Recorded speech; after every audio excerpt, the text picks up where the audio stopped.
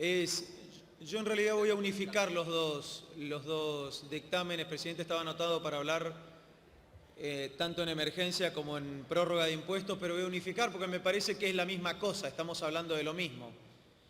Corresponde reglamentariamente tratarlos por separado, pero la verdad estamos hablando de lo mismo. Si este fuese un país normal, estaríamos tratándolos por separado porque estarían representando cosas diferentes. Estaríamos decidiendo sobre la conveniencia o no de la prórroga de algún impuesto en particular. Estaríamos definiendo si la distribución entre la nación y las provincias está correctamente asignada o deberíamos hacerle alguna modificación. Y estaríamos hablando en definitiva, en el último de los casos, que deberíamos hacer un esfuerzo intelectual y político adicional para saber si después de muchos años de la salida de una enorme crisis en la Argentina, todavía tenemos que estar sancionando una ley de emergencia. Y me parece que nosotros podríamos empezar a hacer un repaso rápido de cuáles son los proyectos o las propuestas que el Poder Ejecutivo nos envía. Mire, si nosotros hacemos un repaso rápido respecto de algunos de los proyectos del monotributo, deberíamos estudiarlo un poco más, pero tendríamos que estudiarlo en el marco de una reforma tributaria integral. Es cierto lo que dice el dictamen de la Unión Cívica Radical. Es aconsejable dar un plazo relativamente razonable de prórroga de algunos impuestos o de algunas modalidades de pagos de impuestos que están relativamente consolidados de un año para que el próximo gobierno pueda estudiar la conveniencia de una reforma integral de la estructura tributaria. Lo mismo pasa con el impuesto que se le cobra a los premios de juego de azar. La verdad es una cuestión menor en relación a los problemas que tiene la Argentina. Uno también podría decir que el impuesto al tabaco, si lo dejamos como está, en realidad no ocasionamos ni un desequilibrio fiscal y tampoco perjudicamos a ninguna industria que ya está acostumbrada a incluirlo dentro de su estructura de precios. Es decir, si lo dejamos como está, no vamos a ir ni para bien ni para mal a ningún lado. Por tanto, la discusión de eso se agota. Ese es el criterio de nuestro bloque, de nuestro interbloque. Se empieza a complejizar la cosa y el diputado Baqué lo acaba de explicitar cuando tenemos que discutir quién es el responsable del gasto del producido de la recaudación de esos impuestos. Y ahí empiezan las diferencias grandes, Presidenta, porque ustedes han logrado que este país, que es constitucional y culturalmente e históricamente federal, se convierta en tremendamente unitario. Y es así, porque ustedes han logrado que la mayor parte del producido de toda la recaudación impositiva la termine gastando el gobierno central. ¿Con qué criterio? No se preocupe, diputado. ¿Con qué criterio?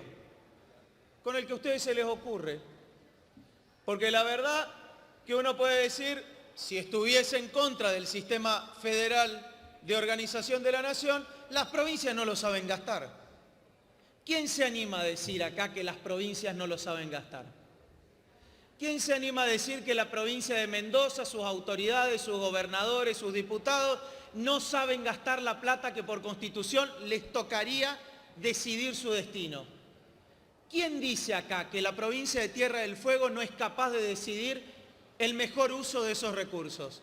Que levanten la mano, porque todos ustedes vienen de distintas provincias. ¿Sí o no? La provincia de Buenos Aires. Ahora, ¿cuál es el criterio para que pasados los años y sobre todo en la última década crean políticamente que la única autoridad con capacidad para decidir un gasto correcto es la Presidencia de la Nación? Revisen sus propios orígenes, porque el día que los ciudadanos de sus provincias se enteren de lo que están cediendo, van a tener que dar muchas explicaciones. Yo creo en el federalismo, creo en la capacidad de decisión política de las provincias y creo en la capacidad de corrección de asimetrías del gobierno nacional. Para eso está el gobierno nacional, además de unirnos como nación. Para eso está, para determinar cómo podemos salir de las asimetrías en distintas regiones, entre distintas provincias, entre distintos niveles de desarrollo. Para eso está. No está para acaparar los recursos de las provincias. Y en esa segunda instancia del debate público me parece que ustedes, Presidenta, le están errando fiero. Va a costar mucho volver a la estructura federal de distribución de impuestos y de recursos. Los pactos federales que hablaba el diputado Baqué se los han olvidado. Se los han olvidado por completo. Pero tenemos que ir a la tercera discusión.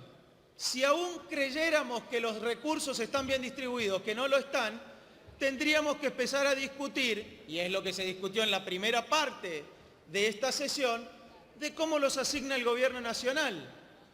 Y el diputado Lustó y varios otros diputados fueron muy elocuentes respecto de la eficacia y de la eficiencia y de la conciencia del gasto de los recursos que producimos todos los argentinos.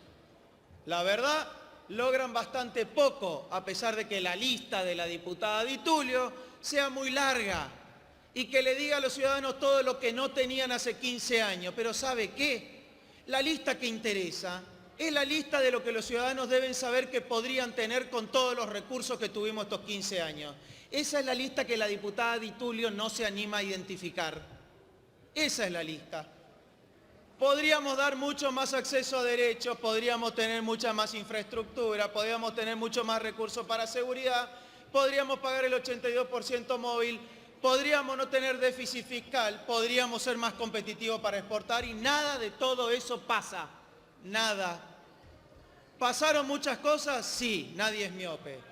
Ahora, nada de todo eso pasa. ¿Cómo hacen ustedes para que esa estructura vaya a la inversa de lo que ordena no solo la Constitución, sino la historia republicana y federal? Piden las leyes de excepción. ¿Hace cuánto que no hay una crisis? ¿Alguien del Frente para la Victoria me puede definir cuál es la crisis actual con la cual identifican la necesidad de una ley que obliga a este Parlamento, mejor dicho, que por voluntad mayoritaria de este Parlamento le cede facultades extraordinarias al Ejecutivo? ¿Alguien me puede decir por qué la señora Presidenta de la Nación es más capaz que todos nosotros de definir cuáles son las prioridades de esta nación? ¿Alguien? Porque en el 2001 era bastante obvia la crisis. ¿Y en el 2006? ¿Y en el 2009? ¿Y en el 2015? La verdad que cuando uno lee los fundamentos escuetos, muy pero muy escuetos, la verdad se han tomado muy poco tiempo para destruir el sistema republicano y el federal. Ni siquiera se animan a describir la crisis. Crisis financiera e internacional, incertidumbre e inestabilidad. Mire, Presidenta, como dijo la Presidenta de la Nación, nosotros en la política y las instituciones del Estado estamos para trabajar sobre las incertidumbres para brindarle certidumbre a los ciudadanos. El problema es nuestro, para darle soluciones a los ciudadanos. Ahora resulta que la incertidumbre normal de cualquier tiempo de cambio es fundamento suficiente para destruir la mayor parte del corazón de la organización institucional de este país. ¿Sabe cuál es la única crisis que va a quedar después de estas leyes? Todo lo demás está para discutir y a ustedes les cuesta mucho encontrar argumentos. La única crisis que va a encontrarnos es la institucional, que es la única que no deberíamos provocar, porque es la que nos tiene que amparar en momentos difíciles. Si el mundo es difícil, nuestra nación debe ser sólida en instituciones, porque no nos va a poder defender nadie.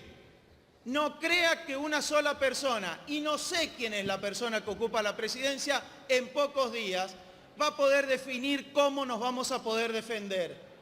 Es mucho más fácil defendernos con una democracia consolidada, republicana y federal. Nada de todo eso están defendiendo ustedes. Por eso nosotros vamos a votar en contra. Muchas gracias, Presidenta.